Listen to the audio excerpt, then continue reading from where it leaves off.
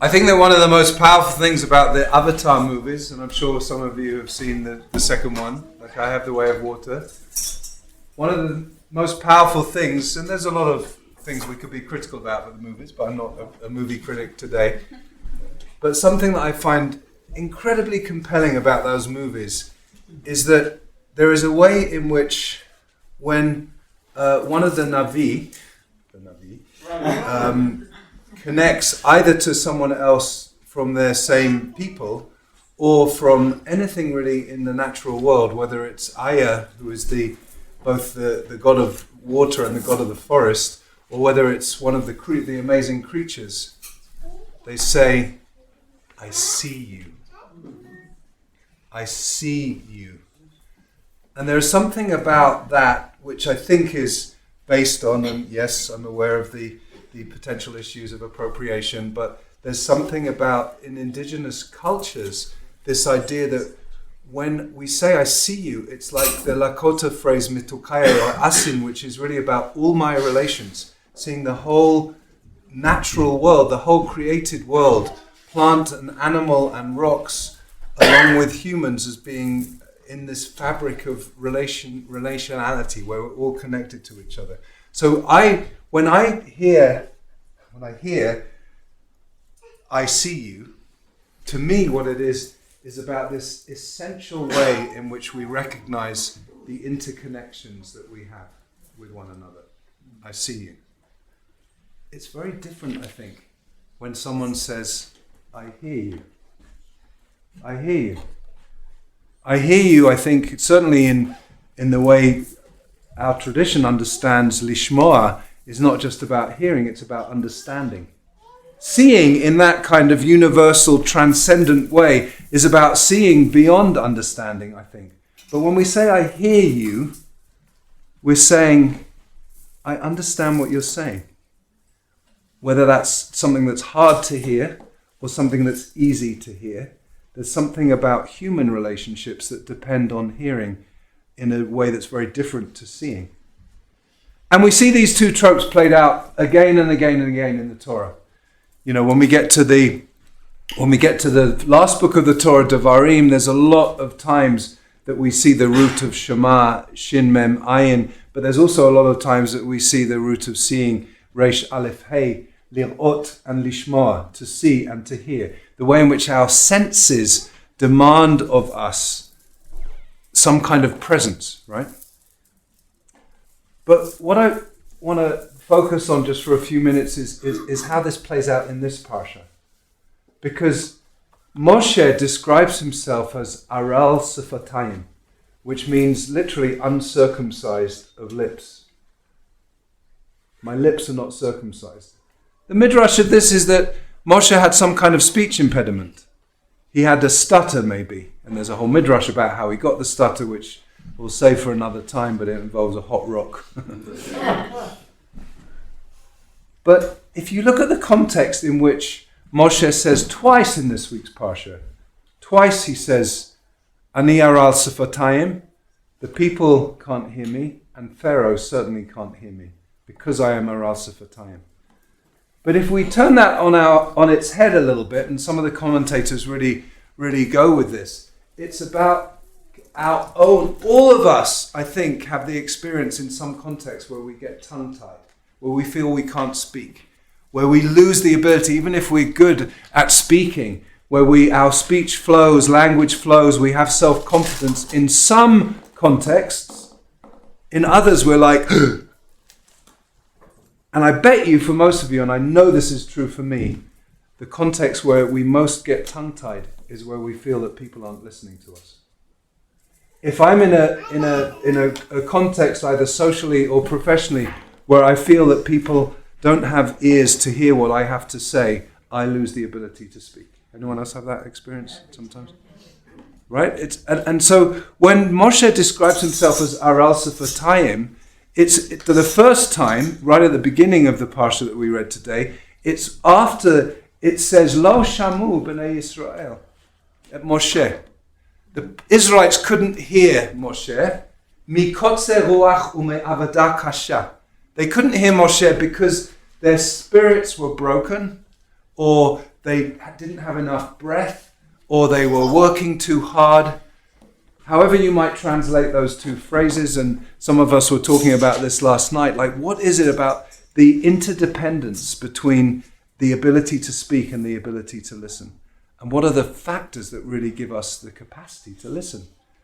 Because as a culture right now, I don't think we're doing a very good job at listening to each other, at hearing each other. And if we take those phrases, kotzer ruach, which literally means a kind of restriction or a shortening of ruach. Ruach, as we know, can mean spirit. It can also mean wind. It might mean breath. And avada kasha, which is like hard, brutal labor or work. There are many ways that we can think of those two phrases, how they might kind of impact our own essence. Like, what are the circumstances of our life that make us unable to hear? And I think in the context of this week's parsha, the heart and the ears are very connected to each other, right? The harder our hearts get, the less able we're going to be able to hear, right?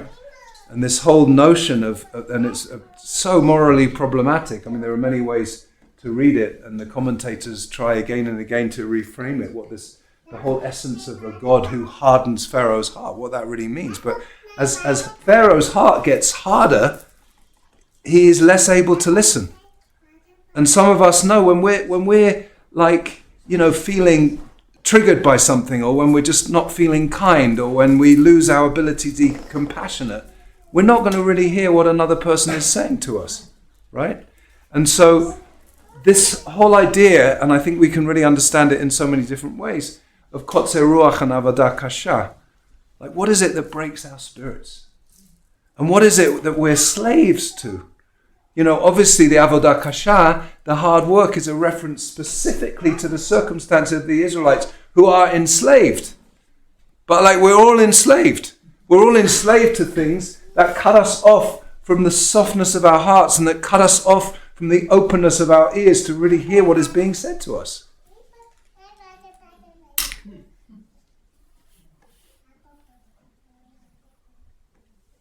So I think those two words, I quite like the translation, which I can't remember where I discovered it, but I was reading earlier this morning, and that kotzer ruach as being broken spirit. Broken spirit. I mean, we all have times, especially in this painful world right now, where we feel our spirits are a bit broken. So I'm curious what it means to have a broken spirit, and I'm curious what the opposite of a broken spirit might be. A generous spirit, an open spirit, an expansive spirit, or maybe it does refer to breath, because we know, if we're just sort of rushing around and we're breathing so fast, there's no way we have the ability to stop and be present and to listen, right? And avodah kasha, similarly, we're all enslaved in different ways. I mean, last night some of us were talking about how that's our devices, our always being in a hurry, our being overcommitted to things, our just feeling like we don't have time to stop and really listen. And even if we do have time to stop and listening, are we really listening? Sometimes we know it's very human. I do it, we all do it. Sometimes we're just waiting for someone to shut up so we can express our opinion, and that's not listening. Real listening is where we just wait until someone is finished, but we're really absorbing what they say, and if we're speaking in response, we're reflecting on something that they might have said to us. We're not just reacting to something or just getting my point across. And like I said already, I think as a culture, in politics certainly, but there's just a lack of ability to listen to one another.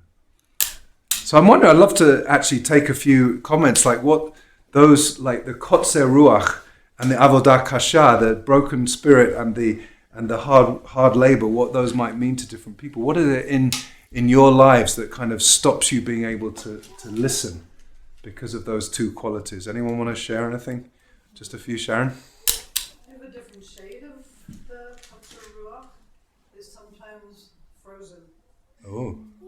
Sometimes we get frozen by the trauma of life and the overwhelmingness of life. And so we're so caught up in that frozenness that we don't have capacity. Beautiful. Yeah, let's just take that in for a minute, because I think that's right. Trauma, we've all experienced trauma in some form. I mean, collectively in the last couple of years, God knows how much trauma we've experienced. You know, some of us have lost homes in the fire. Some of us have, well, all of us have been caught. I mean, and the way that trauma can play out is so different for different people. But yes, sometimes there's a frozenness where we don't even know what we feel. We don't even know how to respond. Beautiful, Sharon. Thank you. Well, Yes. today's my son's birthday. Mazel It's tov. also Sarah Bracha's birthday, and tomorrow's your birthday. Yep. All these So, are true statements. And my son's partner's birthday is the day before, and she's 1 day older than him, and they're 26. They're 26. So I always remember things that are important to them because I really love them. But I got schlepped to the side because I was really hammered by David Crosby dying, because I had a sort of a Yes. tiny connection to him in my life. So that pushed aside all these wonderful things that I wanted to celebrate. So sometimes what we have is Kotzer Ruach and not Nachas Ruach. We don't have a resting spirit. So the Kotzer Ruach is like a short breath, but a resting spirit is what I think we yearn for the spirit to be able to move when it wants to and to rest when it wants to. Beautiful. So a nice Hebrew parallel there. So if the opposite of Kotzer Ruach might be Nachat Ruach, known in Yiddish as Nachas. But Nachat Ruach is like where our Ruach is still or contained or steady. Beautiful, beautiful. And someone pointed out to me last night that the age that I'm turning tomorrow is actually Nun Chet, so it's the Nach. Very nice.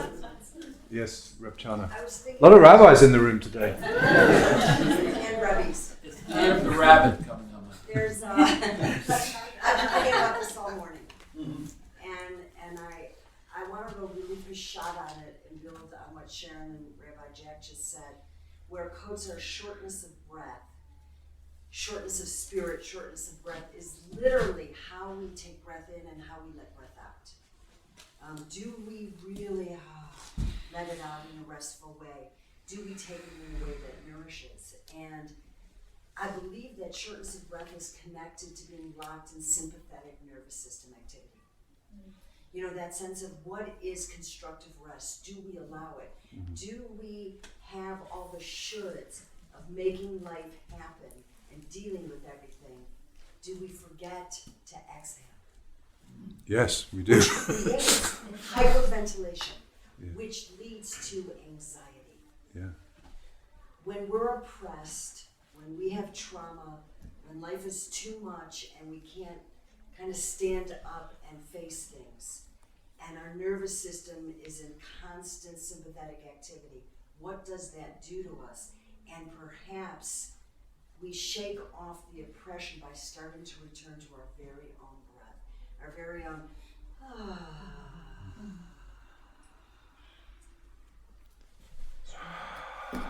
Yeah, thank you.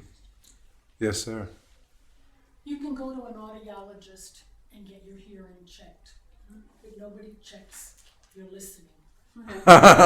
Listening and hearing. Yes.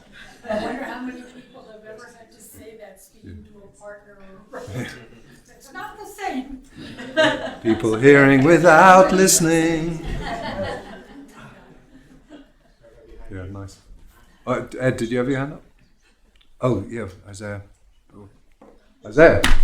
I feel like with school and everything that's going on in my life, sometimes I just can't slow down and take a beat, and I feel like, oh no, there's something I should be doing. I can't listen right now. I gotta be doing this homework assignment. Oh, yeah.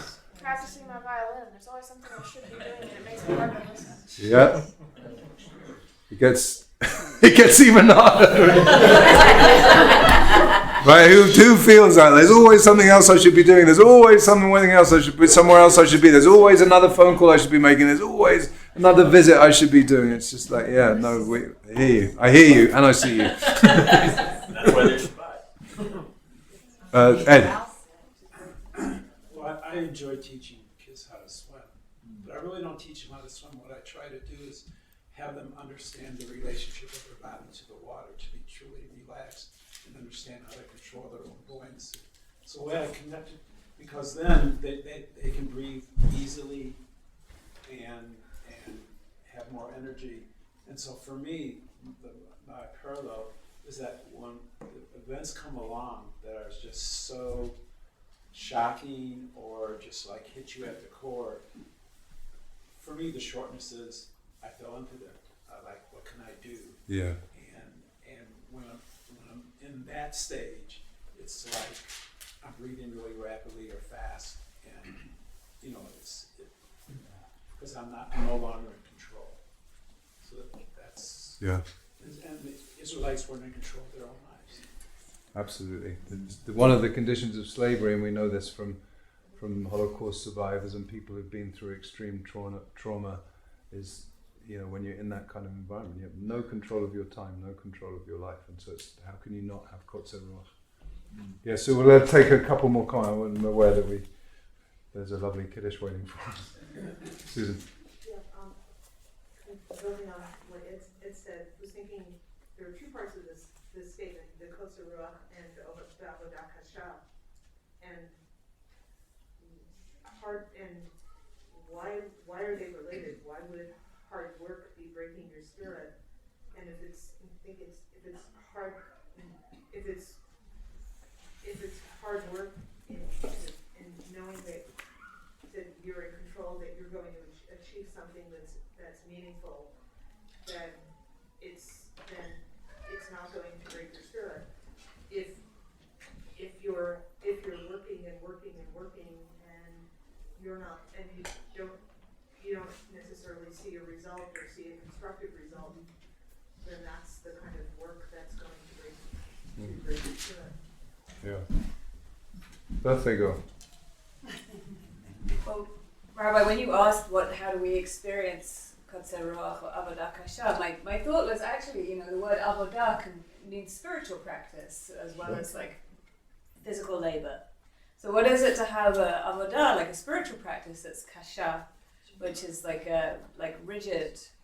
So when we're rather treating our opportunities to connect with our deeper selves or to connect with Source as an obligation or something which is like hard that we're up against, then I think that can be very depleting, as opposed to finding avodah which is motivated from desire or comes and goes sometimes. Totally, that's a real complex tension in our tradition. Yeah.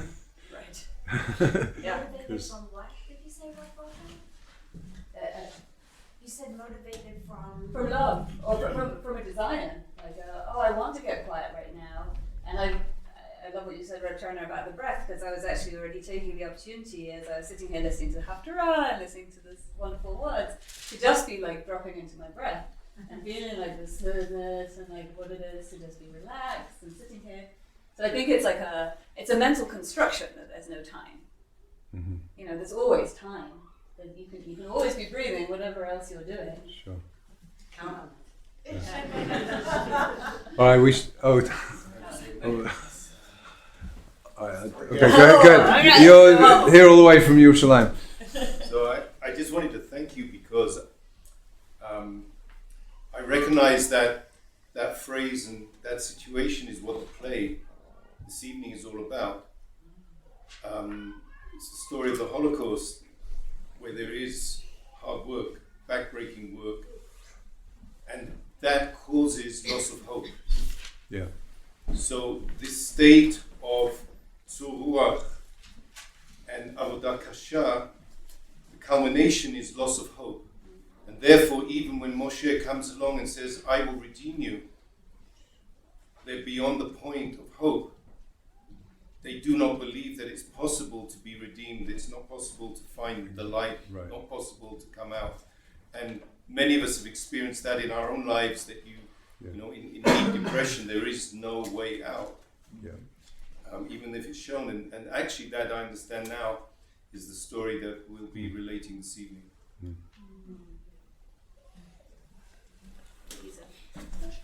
I did see more hands, but I think I'm gonna bring us to conclusion. I just wanted to end by a beautiful teaching on this by this Sfat Emet, the Gera Rebbe of the late 1800s, early 1900s, died in 1904. But he talks about shmiya, hearing, like really hearing, tzricha lihiot panuha mikol davar. That in order to hear, we have to empty ourselves of everything that's extraneous, everything that's distracting us.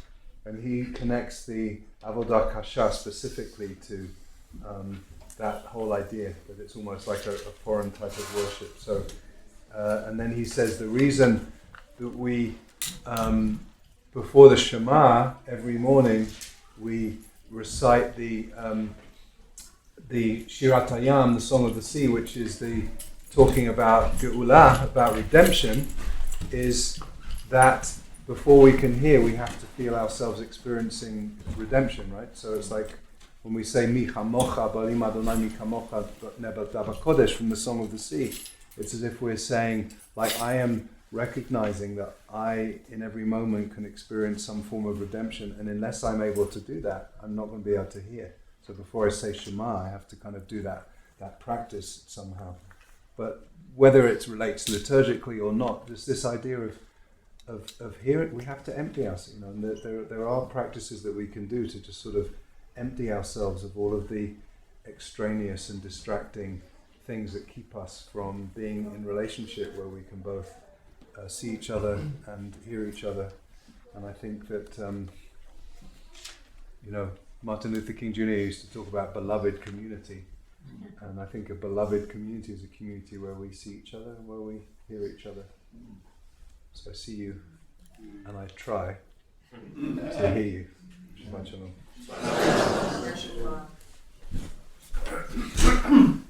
Musaf.